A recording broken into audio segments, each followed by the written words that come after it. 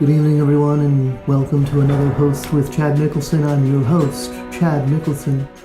Today is an exclusive interview with a very special guest who is a public figure that is trying to maintain a private life amongst seasonal controversy and criminal allegation. Ladies and gentlemen, if you will, please welcome the Grinch. Hello, Chad. Thanks for having me.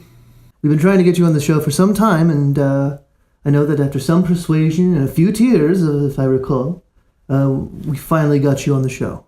Yeah, your crying on the phone was a bit awkward, but I figured it would be a good idea in the grand scheme of things. Of course, Mr. Grinch. Now today, I just want to ask you some questions that our viewers have been questioning us to ask you, and to shed some light on setting the record straight. Is that correct? Yes, that's correct. I want to get to the bottom of these outrageous claims of criminal intent. Well, yes, of course. Let's dive into it, shall we? Our first question is regarding your childhood. Now, were you raised in a troubled environment that could have caused your downward spiral into crime and up to no good attitude?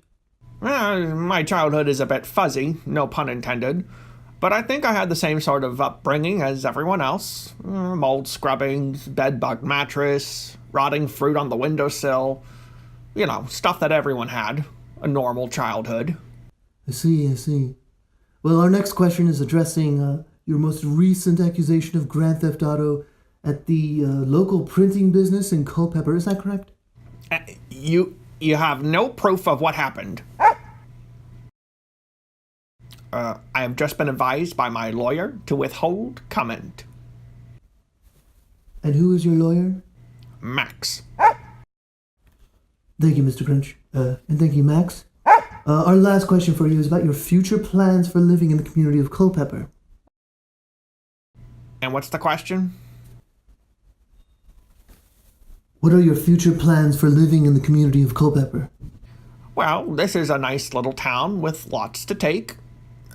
I mean lots to give, where I think I can force people, persuade people to see me for who I really am. An upstanding citizen that has much to offer everyone. Mr. Grinch, such a pleasure having you on the show. And thank you for answering these questions. Not at all. I hope this gave everyone a better idea of who I am.